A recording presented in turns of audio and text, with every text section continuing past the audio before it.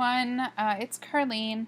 I had created a previous mock-up tutorial, and today I'm just expanding on my past tutorial.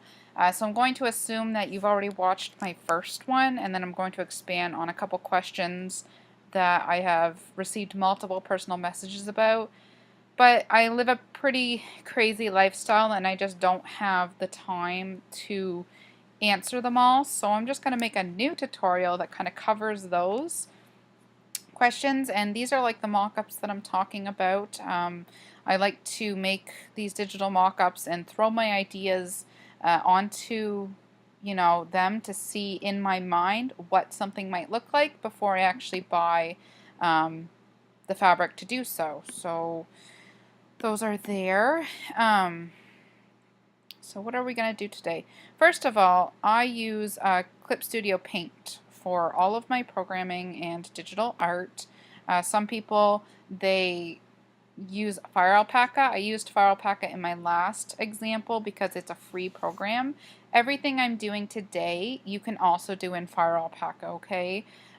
Just so those that are still using the Fire Alpaca. Those who do want various tutorials in the future, just let me know and I can see what I can do. But I'm finally sitting down to answer some of these questions via the video. So I already have under Clip Studio Paint, I did make this biker mock-up that I did a little while ago. And I like using Clip Studio Paint because you can make the lines thicker, then thinner, then thicker and thinner. And I find it makes a really professional mock-up versus in Fire Alpaca, they're one uniform sized line. But that's just my personal opinion. Plus this is free, or not free, sorry, this is the paid program versus Fire Alpaca is the free program. So one of my questions that I receive a lot of is, how come my stock image or my paint bucket tool, so when I fill in an area, someone was asking, when you take the bucket tool and fill in an area, they were asking why it was also filling in the background. Okay, this happens a lot. Unfortunately, what that means is your lines aren't thick enough, or you have like a pin hair, a hole that goes out to the background, and that just makes it so that when you fill this in, it's automatically also going to fill in outside too, because it's catching the outside because it's not sealed well. That happens quite a bit frequently. The same thing will happen if you have a small tiny hole and you try to use this magic wand to select an area. If there's a tiny hole, it's going to leak out and select like everything. So that's one thing. I know some people were messaging me and saying there wasn't a hole. There had to have been somewhere, because that's the only explanation I can come up with. Oftentimes I will zoom in and I will literally look at all the line art around the outside and all the seams to make sure that everything is closed up. So that was the first main personal message that I was usually getting.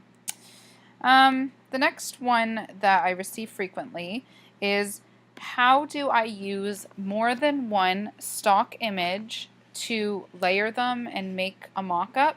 My previous tutorial I did Max Saloons, the pattern from Max and Mina, and we basically used one stock image and then a solid color.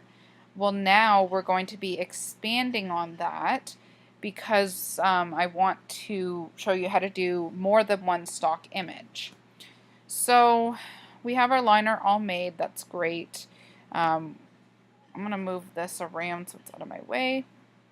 We're going to go to our Safari. I have Funky Monkey opened up. I love their stock images for some reason. Plus they use retail too and not pre-orders. This would work for pre-order fabric too, but you would just end up having, like, say it would be Blended Threads or Kiss My Stash fabric. You would have their watermark across it, which is okay if you're just planning. So I see they have these new Adventure Awaits art gallery fabrics. I'm a fan of art gallery fabrics to an extent. I don't like how they're thinner than the custom prints, but what can you do? So you're going to copy the images and put them into your program. And in my mind, I want to do this sleeve in the fox, this sleeve in the fox, and also this diagonal piece in the fox. Clearly the fox is not big enough at this point, so I'm going to copy it and paste it. And I'm going to use my arrow keys on my computer, and you can actually move the little box down and then just move it up, and there you go. It creates a nice, somewhat seamless pattern. I'm going to put that there. Edit, copy this image. I think I merged them down really fast without telling you guys. I'm just so used to doing digital art. But I merged both squares onto the same layer so that when I paste them, they're together and you can use them on this sleeve. Another thing too is I'm not going to worry about how big or small they are. This is a woman's mock-up of the biker jacket because they just released this pattern without the zipper, and I'm excited to try it. But basically, if you wanted it smaller or larger, I don't worry too much about that. We're going to pretend this is a children's hoodie that we're making, and we're just going to go from there. So as with the previous tutorial, you're going to select the outside and then select everything on your liner layer that you don't want the foxes to be on. And then go back to the fox layer and go Edit, Cut, Select, Deselect. So this is going to put the foxes where they, would want to be, or where in my mind I think they should go. Go back to the website, and I seen they had these cute little little X's and plus signs. I really like them, so I'm going to copy that image, edit, paste, and I find just for this mock-up they are huge. I feel like in real life they would be pretty little compared to that, so I'm going to go to Edit, Transform, Scale Up and Scale Down / Rotate, and I'm going to make it a bit smaller. Like in my mind I just feel like they don't need to be so cranking huge. Hit enter, and that saves that. Edit, copy, edit, paste. I also want to do the band. You can see it doesn't cover the whole band, so we're just going to make it. So we're going to paste it again. Move another one down and just pretend you can make it as close to seamless as possible. Merge all three of those so they're all in one layer. And again, we're going to use our magic wand tool over here. Select the outside and then select anything that you don't want to be the little X's. I think that's it. Go back to that X layer and go to Edit, Cut. Select, Deselect. So that puts them where they should be. This is actually looking super cute. This would be a really cute children's sweater. Go back, and I see they have this cute little matching panel because what the heck, we might as well throw it on there. You must be able to get all of them, or maybe they all come on one panel. I didn't really read the description, but anyways, the bear's there, so we'll use the bear as the image. Move him over, and again, you can see how this is a child panel, so it's not going to cover the whole mock-up the whole way, but I'll show you how to fix that. First of all, let's get rid of where we don't want all this excess blue. And in here,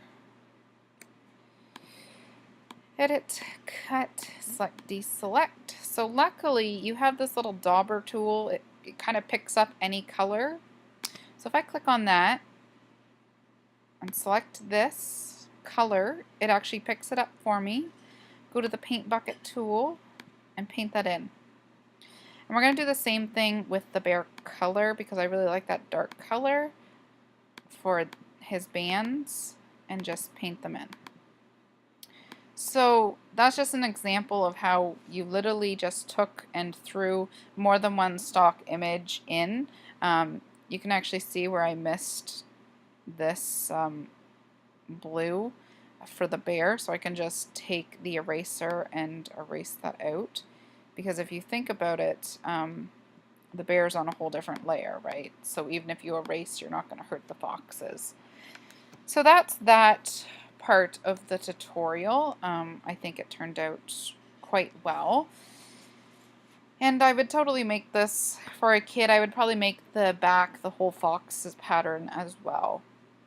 But that's how you use more than one stock image. My second question, I guess, was how do you use your own images? So some people make their own seamless patterns. I'm one of those people, so I like to throw my seamless patterns on things to see how they would work out. So basically what we're going to do is we're going to do the same thing, but we're going to open our own images under the program itself, be it Clip Studio Paint or Fire Alpaca, one of the two. And I often like to save my files as PNGs. I find they are higher quality versus the JPEGs in my experience when working with digital art. And I like to draw my art very large, on a very large scale, and then shrink it down afterwards. And I find that maintains the quality better versus drawing the image at the proper scale when you're starting. So let me see here. So go to your program. I had already opened my cute little seamless ones that I'm working on. They're not complete by any means, but I'm working on them. So in any program, you're going to go File and then Open. You can sift through all your files and find them. First of all, I'm going to delete these so they're off of there. So I opened up, I'm making different panel sets. So I made this cute little Pikachu flying with the balloons. He's at a huge scale right now, like super huge, because I draw at a big scale and then shrink down. So I actually copied him and then put him over onto the hoodie already, just so that he's there, because he was literally like 100 times bigger than this little mock-up. So I already scaled him down, because sometimes my computer freezes lately since I upgraded to this Mac OS X platform, and my MacBook's older and doesn't support the newer program very well, so sometimes it freezes. So for the sake of this video, I already did shrink him down. Then I also had opened up a toss that I'm working on. It's not completed. I'm going to add way more to it. I was just playing around with it and did that. So I copied that. Go back to your biker hoodie. Paste it in. Excuse me. And I'm going to scale it down because, again, I draw on such a big scale. It is massive. Genuinely, I like to make my little characters anywhere from 2.5 to 3 inches in size. So I'm just roughly guesstimating here where or what I want them to be in regards to size. And you can go to Edit, Copy, and then keep pasting this. Whoops. And then move it down and make your seamless pattern. The one thing cool about Clip Studio Paint is it does have a tiling program in it, built into it. So you can actually make seamless patterns without copying and pasting and doing this. Which I just recently found out, so that's pretty cool. Versus before, whoops, in Fire Alpaca you cannot have a tiling effect, like you have to make one yourself. So that's one of the benefits to having a paid program, I suppose, in regards to having a free one. But for the sake of this, I'm doing it the same way as if I would have been in Fire Alpaca, and I'm making the seamless pattern line up here. So, and they're all on one layer. So you're going to do the same thing as before. You're going to take and get rid of anything that you don't want the seamless pattern to be covering, and go to Edit, Cut, Select, Deselect. And under Pikachu, I also want to make him a black. He needs to be a solid black so that he'll match the coordinate. And I'm thinking like a charcoal, maybe, like a lighter charcoal for the, whoops, bands here. That was too light.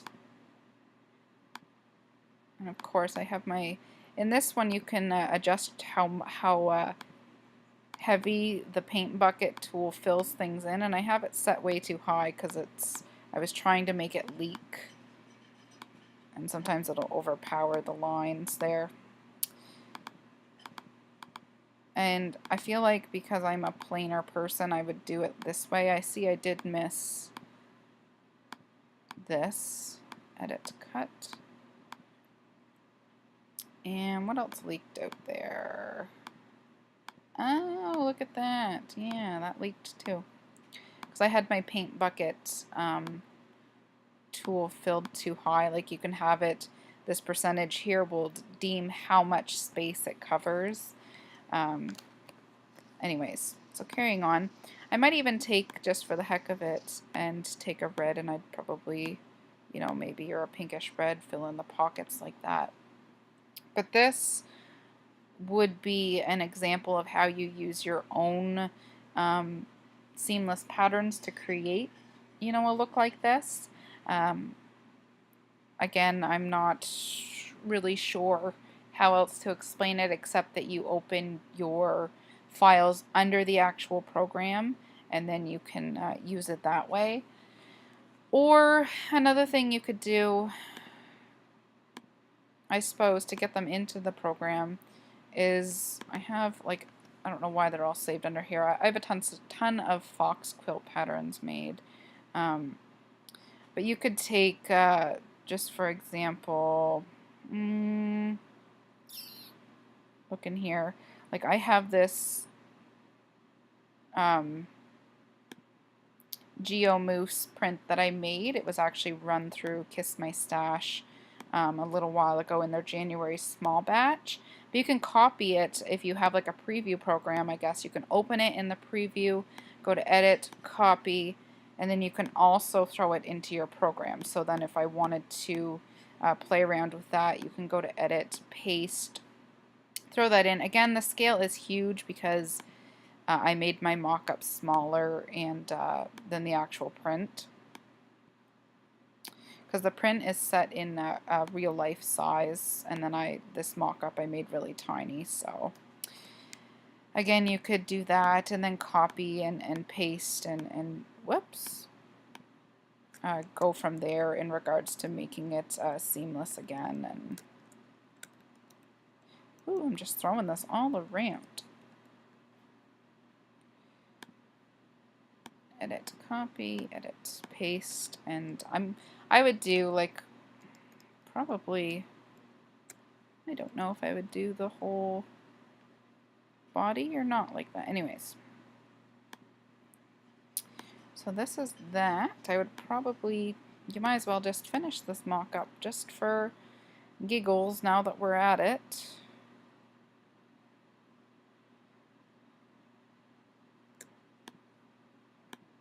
Probably getting sick and tired of seeing the same mock-up, but that's just another way you can throw it into the program. And I would probably, you know, use a rust color for the bands,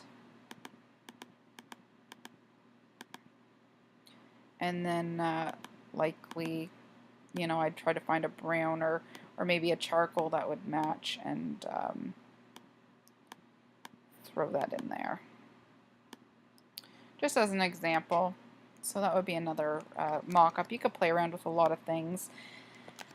But that's really all that I have to show you guys for today. Like if I was going to maybe do more tutorials, you guys could let me know what you wanted to see, or maybe people want some tutorials on actually digitally drawing. I could probably offer them. But as of right now, this is probably all that I have for you guys for today. It'll answer some of the questions that I think I've been getting. If you're still confused, by any means, you can contact me, and if I do have time, I will try to contact you back. But with my shift work that I work, and, you know, sewing locally and training the dogs with hunting and stuff, it's just not working out with me getting back to people. I'm just so tired sometimes. But I would love to do more tutorials, so hopefully this will help some people. And if people want to learn more about Clip Studio Paint, I could do a very beginner like crash course on some of the things that it has to offer. But other than that, that's it for my tutorial for today. So I can't wait to see what you guys create, and uh, don't forget to link people to my tutorial if they're also wondering how to do these mock-up tutorials. Anyways, I guess I'll see you guys later.